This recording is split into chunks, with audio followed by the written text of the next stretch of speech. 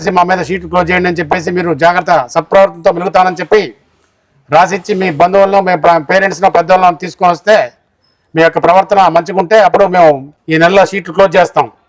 మళ్ళీ మీరు పిచ్చేసేయాలి sheet close అయింది కానీ చెప్పి మళ్ళీ మీరు పిచ్చేసేయాలేసి మళ్ళీ బార్ షాప్కి వెళ్ళి తాగడం గొడవ చేయటం ఆడ, లేకపోతే గంజాయి అమ్ముకోవడం, గంజాయి తాగటం, లేకపోతే రెడ్ రూమ్ మీద వెళ్ళి అమ్మాయిల్ని ఇబ్బంది పెడతాం, లేకపోతే గుంజటం, లాగటం, రేపులు చేయటం ఇలాంటివి చేస్తే మళ్ళీ షీట్ ఓపెన్ అయింది. అర్థమైందా? గంజాయి కేసులో ముద్దాయిలు మన విజయవాడ సిటీలో మన పడమటం మాచవరం ఏరియాలో కానీ ఒక్కొక్కరు సంవత్సరం జైలు పంపించాను తెలుసా? మళ్ళీ అవసరమైతే మళ్ళీ సంవత్సరం వెళ్తారు. అర్థమైందా? పిట్ ఎన్డీపీఎస్సీ కింద మన గంజాయి కేసు కింద వెళ్ళిపోయారు.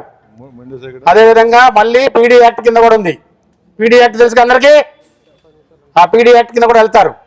అది కాకుండా ఇంకా ఎక్స్టర్మినేషన్ ఉంటుంది.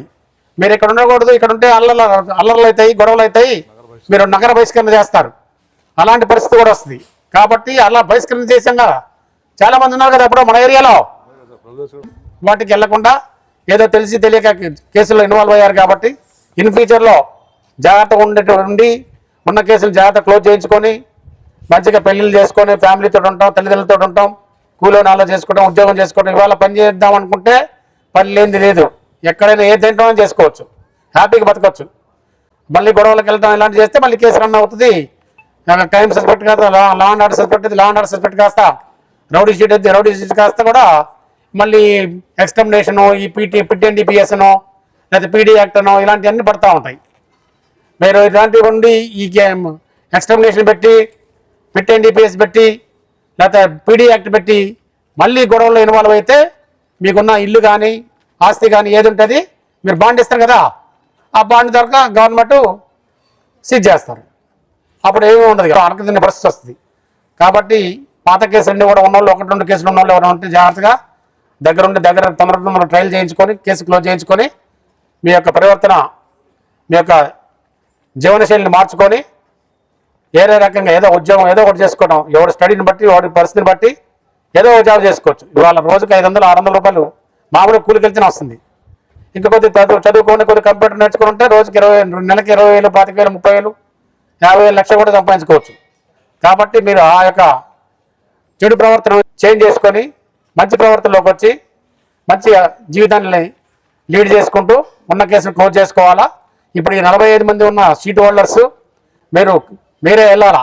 సార్ వాళ్ళ దగ్గరికి వెళ్తే ఆ సార్ వాళ్ళంతా డీటెయిల్ ఇన్ఫర్మేషన్ తీసుకొని మీరు ప్రజెంట్ ఏం చేస్తున్నారు, సొంత ఇల్లా, అద్దిల్లా, లేకపోతే మీ ఫోన్ నెంబర్ ఏంటి, మీ గ్యాస్ కంపెనీ కనెక్షన్ ఏంటి, మీ తల్లిదండ్రులు ఏం చేస్తున్నారు, మీ అక్కదిల్లు ఏం చేస్తున్నారు, భార్య పిల్లలు ఏం చేస్తున్నారు, నువ్వు ఎవరి దగ్గర పని చేస్తున్నావు, ఎక్కడి నుంచి పని చేస్తున్నావు, ఎప్పటి నుంచి పని చేస్తున్నావు, ఈ మధ్యకాలంలో ఏమి నీ యొక్క ఇన్సిడెంట్స్ ఏమైనా ఉన్నాయా లేవా, ఇవన్నీ కూడా యాక్సిడెంట్స్ అన్ని వెరిఫై చేసి జాగ్రత్తగా నువ్వు సిస్టమేటిక్ ఉంటే నీ యొక్క సీట్ని ఆటోమేటిక్గా క్లోజ్ చేస్తారు. ఈ మధ్య నిన్ననే 3 రోజులు పట్టుకొని 3 రోజుల కింద అరెస్ట్ చేసాం 15 మందిని. వాళ్ళంతా కూడా మన విజయవాడ యనమల కుదురోళ్ళు. ఆ 15 మందిలో 7 మందిని మన పడమటోళ్ళు అరెస్ట్ చేశారు. ఈ గంజాయి గంజాయి కేసు పెట్టాం. వాళ్ళకి 5-6 నెలల దాకా బెయిల్ రాదు. కాబట్టి మీరు అలాంటి వాటికి చెడు అలవాట్లకి చెడు దుర్వ్యసనాలకు అలవాటు పడకుండా జైలుకి వెళ్లకుండా మీ యొక్క పరివర్తన మార్చుకోండి. ఎవరన్నా గబక్కన తాగేది ఎవరితో ఫ్రెండ్స్ ద్వారా కానీ ఎవరి ద్వారా ఇళ్ళ ద్వారా కానీ ఈ గంజాయి అలవాటు ఉంటే ఆ గంజాయి అలవాటు మార్చుకోవాలా. మీరు ఎవరన్నా బాగా ఎడిక్ట్ అయిపోయి ఉండలేమనంటే బాగా చెప్పండి, రీహాబిలిటేషన్ సెంటర్లో పెట్టించేసి మీలో మార్పు తెప్పించి మీ గంజాయి నుంచి విముక్తి కలిగే విధంగా గవర్నమెంట్ చాలా చోట్ల పెట్టింది. మేము కూడా దానికి పోలీసు వారు సహకరిస్తారు మీరు బాగుపడతానంటే. అదేనే కాదు, ఏదైనా మీకు ఏదైనా ప్రాబ్లం ఉన్నా కూడా ఎక్కడ కూడా ఏదైనా ఉంటే మీ అందరూ కూడా మేము సాయం చేస్తాం. మీరు మారిపోతాం మంచిగుంటామంటే మీకు మా సహాయశక్తి సిపి గారి ద్వారా సిపి గారు చెప్పి మేము మీకు ఏదో రకంగా హెల్ప్ చేసి మీకు మంచి మార్కులు నడిచే విధంగా సహాయ సహకారం అందిస్తాం. కాబట్టి ఈ పడమట లిమిట్స్లో కానీ మాచవరం కానీ గుణదల ఏరియాలో కానీ ఎక్కడ కానీ రౌడీ షీటర్స్ కానీ లా అండ్ ఆర్డర్ సస్పెక్ట్ కానీ ఎక్కడ కానీ అమ్మాయి టీజింగ్ చేయడం కానీ బార్లలో గొడవ చేయడం కానీ ఈ గంజాయి తాగడం కొట్లాట్లకు వెళ్ళడం చేస్తే మాత్రం చాలా సీరియస్గా ఉంటుంది. అర్థమైందా? జాగ్రత్తగా ఉంటున్నారు, అదే విధంగా ఉండండి. ఎక్కడ కూడా చిన్న ఇన్సిడెంట్ అయినా కూడా మొత్తం సిటీ అంతా సీసీ కెమెరా ఉన్నాయి. ఎక్కడ ఏ సందులోకి వెళ్ళినా నువ్వు కనపడతావు. ఒక సందులో కనపడకపోయినా నువ్వు ఇంటికాడ నుంచి బయలుదేరితే బార్లోకి వెళ్తే అక్కడ నుంచి ఎక్కడ దాకా 100 సీసీ కెమెరాలు ఉంటాయి. అదేవిధంగా ఇంకేదైనా అవుట్స్కట్స్కి వెళ్ళామని డ్రోన్లు ఉన్నాయి. మన సిటీ అంతా డ్రోన్లు ఉన్నాయి, 50 డ్రోన్లు ఉన్నాయి. ఏ సందులో ఏ డ్రోన్ ఎగురుతుందో మీకు తెలియదు.